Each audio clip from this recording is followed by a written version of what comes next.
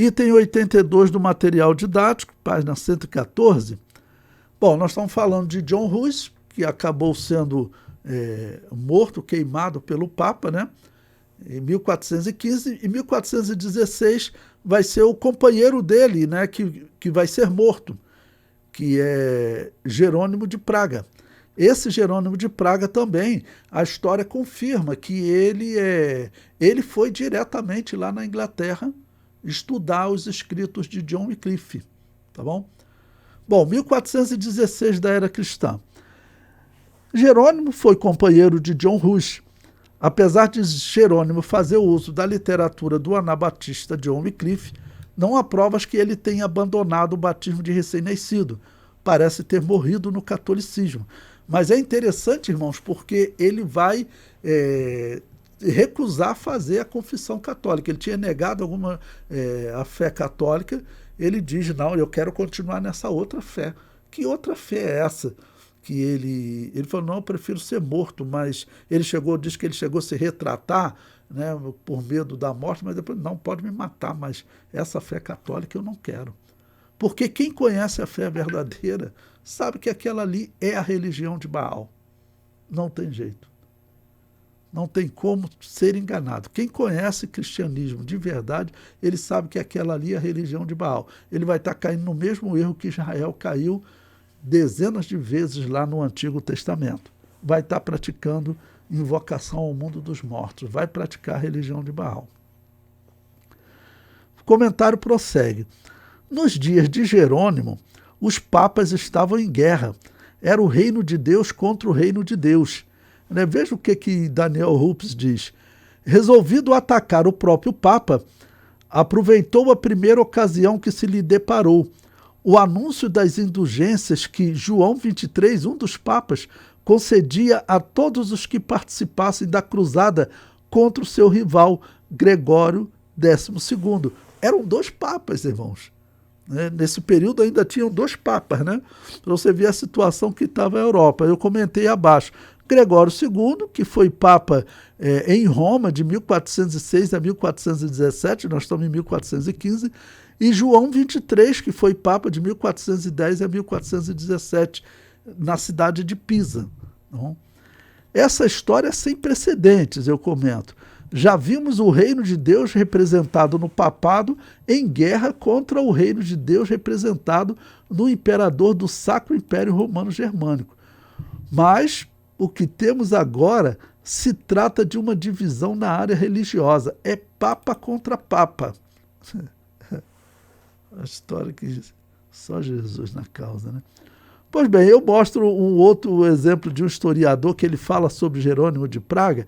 Eu gosto de colocar textos aqui para vocês verem o que os historiadores estão dizendo. Olha, Jerônimo de Praga, homem de grande eloquência, ele é morto então em 1416, né?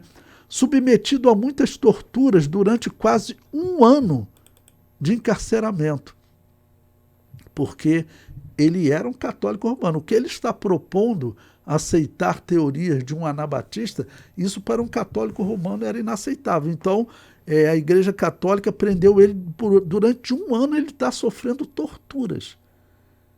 Lembra aquela tortura daquele filme Coração Valente, do Mel Gibson? Aquela ali era uma das torturas. Imagine isso durante 1 ano. A pessoa presa, né, normalmente numa caverna, num buraco, mal alimentado, sofrendo torturas durante 1 ano. Esse historiador diz que ele assinou uma retratação. Não iria mais negar as doutrinas católicas romanas. Mas a vitória de seus inimigos foi breve. Ele voltou a pregar com ousadia, tal que provocava a admiração até de seus inimigos. Em maio de 1416, ele se apresentou em sua última audiência e então se confessou arrependido da sua retratação. Ele, não, eu tinha me retratado, mas eu não quero me retratar, não. Eu quero morrer. A Assembleia condenou Jerônimo à morte na fogueira, na mesma cidade de Constança, no ano de 1416. Quer dizer, um ex-católico, que ele, pelo menos, conheceu textos de um anabatista, a mensagem de Deus estava sendo pregada na Europa. A Igreja Católica está perseguindo a Igreja Anabatista, os Lollardos, por eles pregarem o evangelho. Eles queimavam Bíblias. Tá bom?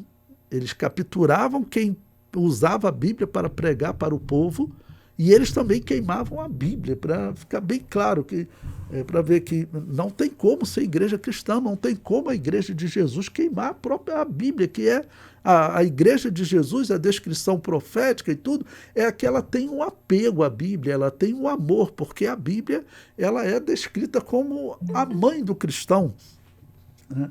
Essa é uma simbologia que nós temos da Bíblia nas Escrituras, né? Tanto que nós nascemos da água, significa nós nascermos da palavra. Então a Bíblia é como uma mãe para nós. O cristão ele tem um apego à Bíblia. Aí você vê a Igreja Católica queimando Bíblia, dizendo que se o povo lesse a Bíblia, eles iam se corromper doutrinariamente, que tinham que ficar sem ler a Bíblia, até sem ouvir a Bíblia. É claro que isso não tem chance de ser verdade, né? A verdadeira igreja de Jesus é essa que está sob risco de morte, pregando o evangelho por toda a Europa.